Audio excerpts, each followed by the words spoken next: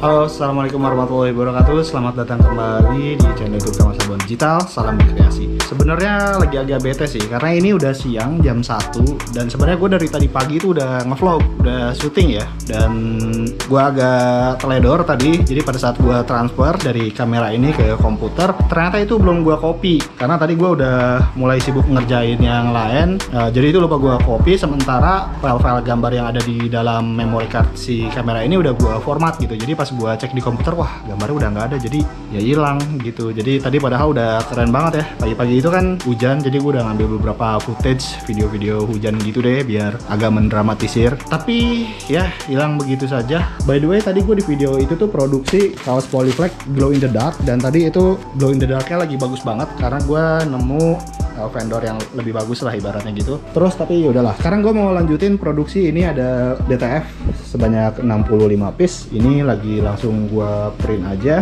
dan ini antrian printnya. Jadi gue bikin antrian print gini aja daripada harus bikin file yang gue copy panjang baru masukin ke upload. Karena ini desain sama semua, jadi gue mendingan di copy kayak gini aja. Jadi kerja si software ripnya itu lebih enteng lah gitu ibaratnya. Oke, meskipun agak bete, kita harus lanjutin aja DTF untuk 65 kaos. Sebelum kita lanjutin videonya, kunjungi website kreasi.id yuk. Di sana kita bisa bikin mockup produk-produk yang mau kita bikin dan bisa langsung diorder secara online loh. Jadi gampangnya, di website kreasi.id kita bisa punya gambaran bakal seperti apa jadinya produk kita nanti. Ada topi, kaos, jaket, tas, dan lain sebagainya. Di website kreasi.id juga, kamu bisa beli kebutuhan sablon digital dan juga spare part mesin printer DTF seperti stick cleaner, suntikan damper, suntikan flashing, masking heat press, damper printer DTF, dan lainnya. Bahkan kamu bisa juga PO mesin printer DTF di website kreasi.id. Oh iya, setiap mendaftar di website kreasi.id atau setiap transaksi yang berhasil kamu lakukan, kamu akan mendapatkan koin. Koin tersebut bisa kamu kumpulkan dan nantinya bisa kamu gunakan untuk mendapatkan potongan harga sebesar koin yang kamu punya. Yuk, jangan lupa kunjungi website www.kreasi.id. Salam berkreasi.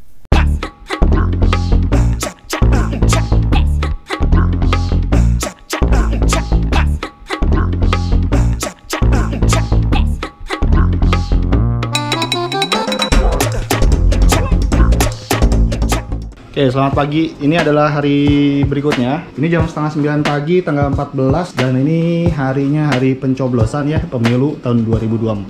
Biar jadi jejak digital aja. Ini videonya agak random, sorry banget. Tapi pada intinya, gue hari ini lagi produksi kaos, mau beresin ini nih, kaos 65 piece, orderan dari customer gue. Ya udah, ini lagi ngeprint. Kita tungguin aja prosesnya sampai selesai. Dan by the way, mau sedikit kasih info nih, kalau misalkan lagi musim hujan gini, itu biasanya pad itu lembab. Pad tuh yang ini ya, lembab. Nah itu akibatnya kalau misalkan pad lembab itu biasanya pada saat presan pertama menggunakan mesin press itu pas dilepas itu dia kayak semacam agak kayak ada lembab-lembab. Kelihatannya sih kayak jamur, tapi itu bukan jamur sebenarnya, itu lembab basah aja gitu karena padnya lembab, ada semacam cairan gitu, mungkin kayak gitulah, gue nggak terlalu ngerti juga. Akhirnya pada saat presan pertama itu muncul bercak-bercak kayak gitu deh. Nah itu biasanya gue ngakalinya dilap aja, bisa pakai tisu atau bisa pakai kain katun atau apapun lah, itu baru dipres lagi, dan itu biasanya sih langsung hilang sih, nggak masalah sih, jadi jangan terlalu khawatir.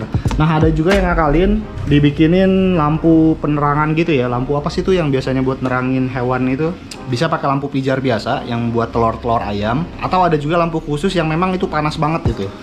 Gue lupa namanya apa, kalau misalkan kalian tahu tulis aja di kolom komentar. Jadi agak membingungkan ya punya mesin DTF itu. Yang pertama, print head diwajibkan atau bukan diwajibkan. Print head itu sangat disarankan untuk ada di dalam ruangan yang dingin lah, yang lembab. Sedangkan pad itu disarankan atau diharuskan selalu kering, artinya nggak boleh di tempat lembab. Jadi agak bingung sebenarnya. Print head butuhnya kering, print head butuhnya dingin, sedangkan pad film butuhnya panas. Nah paling ya cara satu-satunya ya ruangan dibikin ber-AC dan padnya dibikinin kayak tempat box yang kayak semacam dry box lah gitu.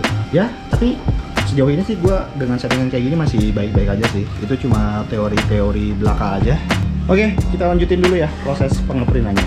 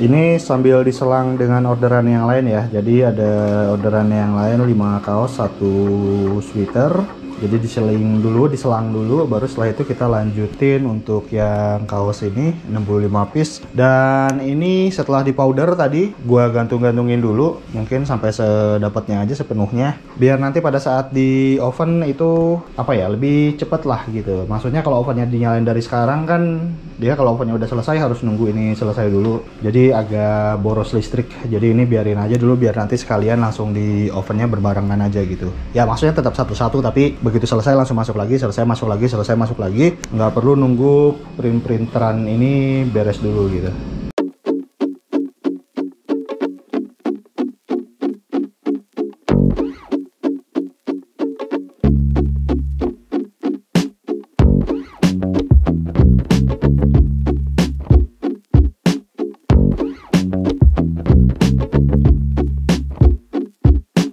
Ada sedikit error, nggak tahu kenapa tiap kali nyalain si apa ini namanya si blower ke luar itu terus suhunya di 120 dia suka error sendiri suhunya, dan itu kalau misalkan pas mau dinaikin lagi mau dinyalain lagi itu lama. Jadi sekarang gue pakai settingan standar dulu, blowernya gue matiin dan suhunya di angka 165. Kalau settingan panas di ovennya belum ketemu jadinya gini ya, dia naik. Tadi juga kelamaan kayaknya 4 menit karena waktunya itu masih pakai settingan yang suhu 120 yang blowernya dinyalain. Tapi sekali lagi karena ini blowernya dimatiin terus suhunya 165, harusnya waktunya mungkin dikurangin setengahnya kali. Nah ini kayak gini jadinya.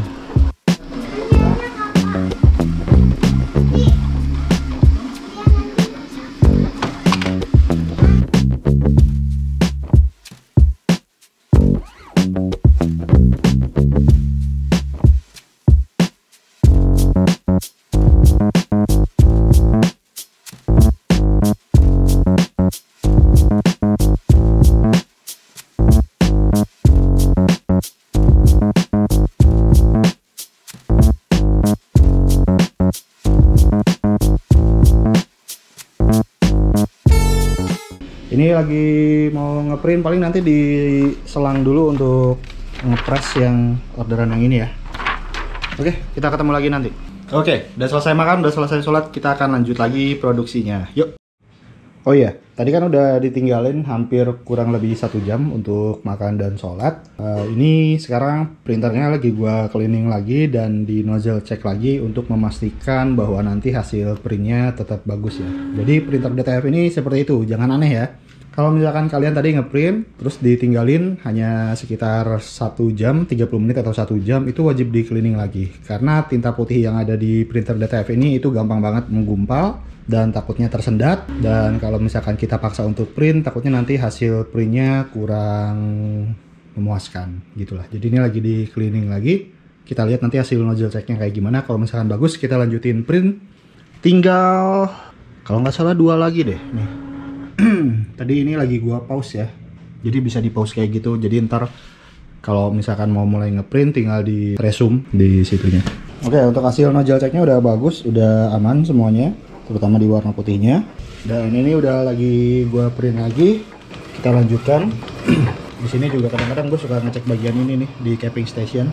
Itu kalau ada warna putih 2 garis kayak gitu dan masih lurus, itu artinya masih aman ya. Yuk, terusin. Sedikit apa ya, tips lah untuk penggunaan vakum DTF. Diusahakan sebisa mungkin gunakan settingan vakumnya itu jangan terlalu kencang ya. Ngisapnya cukup membuat pad itu diem aja di tempatnya, nggak usah terlalu kencang. Takutnya kalau terlalu kencang dia hisapnya terlalu kencang, nanti hasilnya biasanya itu agak ngeblur gitu deh, karena dia balapan antara narik si vakumnya narik kertas ke bawah sama si roller pendorongnya ngedorong ke depan. Jadi dia saling tarik menarik gitu. Nah akhirnya hasilnya nggak mulus lah gitu, perjalanan si fatnya tuh nggak mulus, sehingga biasanya gambarnya tuh di beberapa sisi agak berbayang, atau apalagi kalau tulisan-tulisan kecil gitu ya itu agak berbayang. Salah satu indikasinya adalah power dari si vakumnya terlalu kencang gitu. Jadi cukup menghisapnya aja. Jadi fungsinya hanya untuk menghisap si padnya aja ke bawah, tapi jangan terlalu kencang juga. Itu salah satu indikasinya. Sebenarnya ada beberapa indikasi lain sih terkait masalah gambar berbayang, tapi di video ini gue jelasinnya yang itu aja ya, yang bagian vakumnya aja.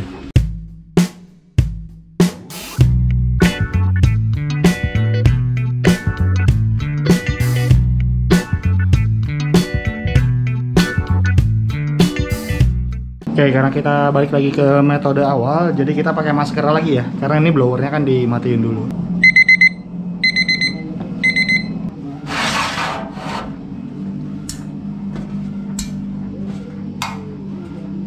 Dan itu tadi gue pasangin magnet 4 magnet, karena kadang-kadang kalau kepanasan ini padnya suka ngelipet dan nyentuh si apa namanya, si lampu yang bagian atas akhirnya meleleh kayak yang tadi ya. Ini sempat ada yang meleleh soalnya. Yang mana ya? Nih, karena dia tiba-tiba naik, nggak tahu kenapa, karena panasan atau kelamaan. Oke, kita lanjut lagi.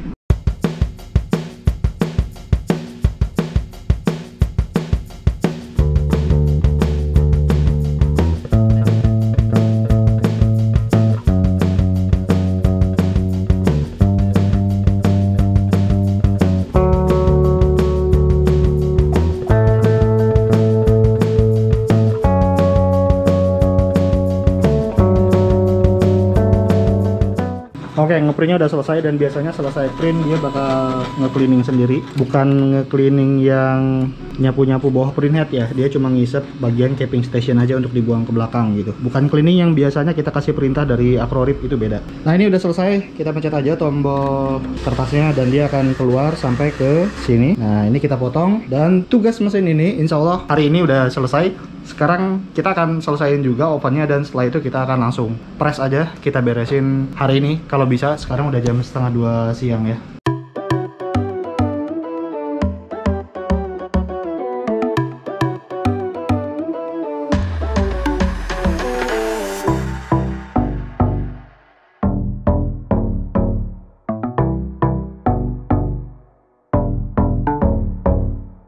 One day later. Oh, selamat pagi. Jadi ini adalah hari berikutnya. Jadi di hari ini kita akan ngepres si kaosnya yang kemarin udah di print. Nah, ini udah di print semua ya. Jadi ini bisa dilihat ada beberapa ukuran dari anak 2 tahun sampai ukuran 4XL. Dan tentu aja sablonannya nggak mungkin sama ukurannya. Jadi ini gua bikin dan udah gue pisah-pisahin dari ukuran 15 cm. Ini untuk anak yang ukuran 2 tahun. Kemudian 17 cm, 18 cm, 22, 24, 26, 28 gitu ya kurang lebih. Jadi setelah ini juga gue mau ngepres ini 2, terus ada pesanan topi juga alhamdulillah. Nggak banyak sih, tapi itu akan diambil hari ini. Jadi hari ini bakal full nih. Sekarang jam 8 pagi, mungkin bisa jadi selesainya nanti sore kali ya. Kita lihat aja perkembangannya, mudah-mudahan nggak ada masalah. Bismillah, dan yuk langsung kita kerjain.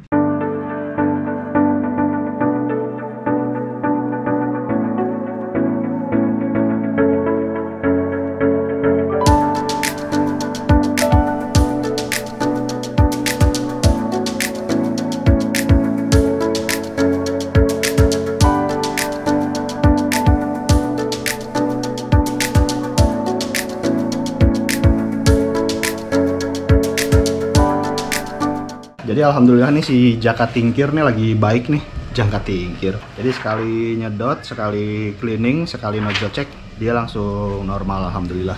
Nah, gue mau nge-print dulu ini, ada orderan topi nggak banyak. Kita sekalian aja kerjain karena mau diambil siang ini sama mbak-mbaknya, mbak-mbak pemain hoki. Dan juga mau ngepres ini, kemudian ini dan ini. Ini juga ada. Ya, bismillah, kita kerjain semuanya. Hari Sabtu kita kelarin, karena besok Minggu rencananya pengen refreshing lah sedikit. Oke, jadi ini hasil print-printannya yang barusan. Kelihatan kah?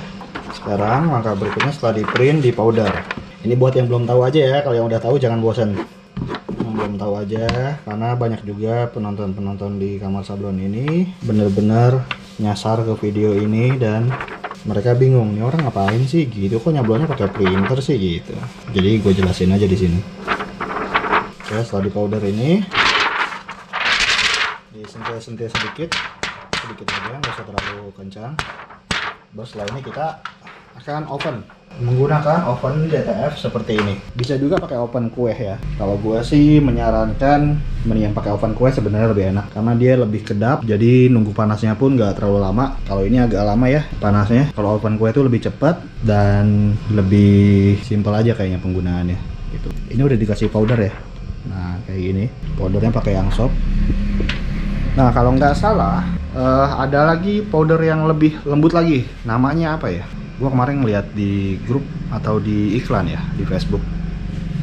Pengen nyobain juga tuh. Oke, ikutin terus ya video ini. Oke, ini udah selesai. Nih hasilnya kayak gini. Hasil yang kedua ini, hasil yang ketiga ini. Oke, nah sebenarnya dia itu kemarin bawa ini juga sih, topi baseball. Cuma gua nggak menyarankan untuk di sablon DTF, karena kalau misalkan kalian lihat nih topi baseball tuh bagian depannya ada apa namanya ini jahitan tengah gitu ya. Dan kalau misalkan desainnya ditaruh di depan sini itu nanti bakal masuk ke dalam sini kalau masuk gitu. Kalau enggak ya dia bakal ngangkat dan itu gampang copot nantinya. Jadi makanya gue lebih suka menggunakan model baseball yang nggak ada depannya kayak gini, baseball light namanya. Ini di web kreasi ada juga. Cuma ini bahannya bahan loto ya, bahan sama kayak yang topi jaring, cuma bagian belakangnya full kain sama kayak gini. Oke, sekarang kita akan mulai press yang kaos dan sweater.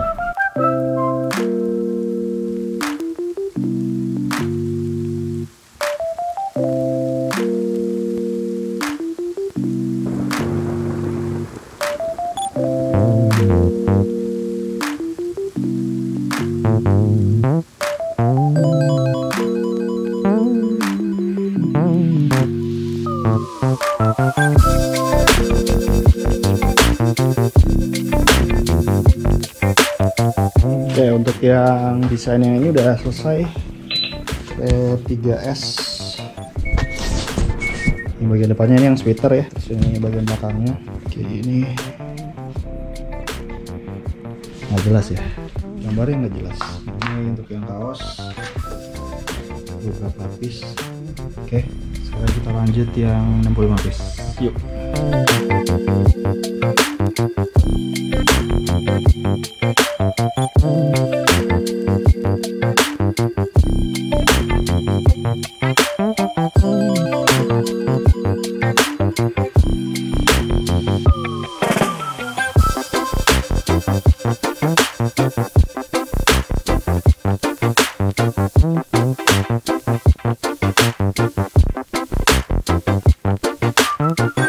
Oke, jadi gue itu koleksi karet-karetan kayak gini ya. Ini karet-karet penahan panas untuk yang bagian bawah di mesin press.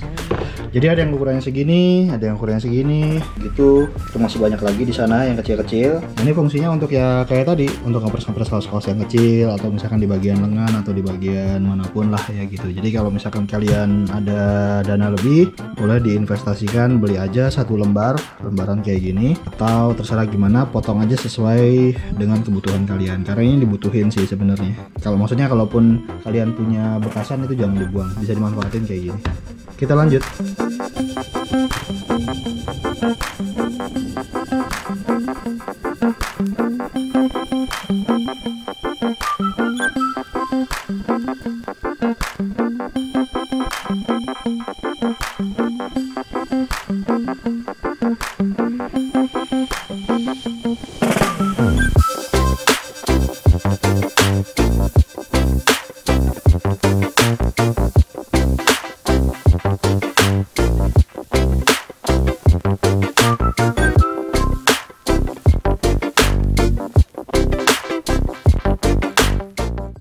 Jadi ceritanya ini posisi duduk gue biar lebih tinggi, gue pakai kursi kayu kayak gini, dan atasnya gue kasih bantalan yang buat motor sebenarnya ini. Cuma lama-lama percuma juga ya, pantat kayak kejepit masuk ke sini.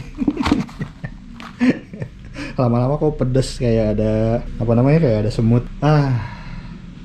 Oke, alhamdulillah udah selesai untuk press yang pertama. Jadi kalau gue sih biasanya gitu ya, kalau orderan yang agak sedikit banyak bukan satuan, itu di press dulu semuanya satu kali, ditumpuk, baru nanti dikelopekin kayak gini, dilepas, semuanya dilepas, baru di press lagi sekali lagi. Karena kalau misalkan harus satu-satu nunggu dingin dulu, terus dicopotin cut filmnya, baru di press lagi. Nah pas proses nunggu dinginnya itu ada agak lama gitu. Jadi mendingan kayak gini aja lebih cepet. Dan biasanya kalau udah selesai semua ada jeda, gue istirahat dulu sebentar, main sama si bocil. Hei bocil,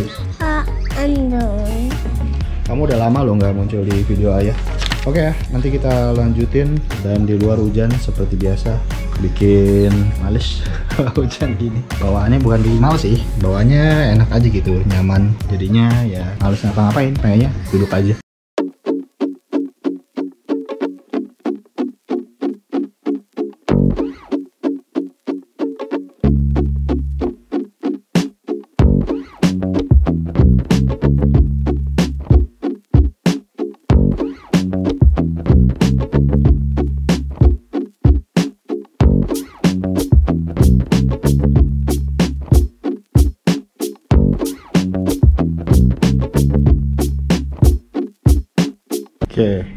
udah gelap ya.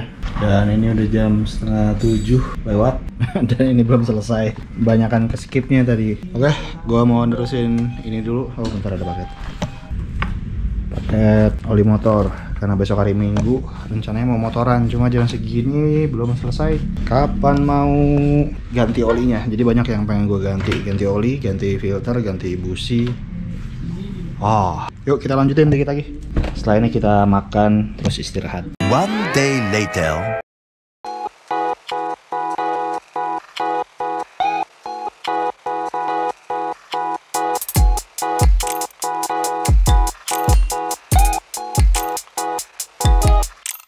Oke, jadi alhamdulillah udah selesai dan kurang lebih seperti itu aja videonya. Kalau misalkan kalian suka dengan video ini silahkan klik tombol like. Jangan lupa juga untuk di subscribe. Dan kalau misalkan ada pertanyaan silahkan tulis aja langsung di kolom komentar. Jangan lupa juga dukung channel ini dengan cara belanja di website www.kreasi.id atau join di member channel Kamar Sablon. Kita akan bertemu lagi nanti insya Allah di video berikutnya. Assalamualaikum warahmatullahi wabarakatuh. Salam berkreasi.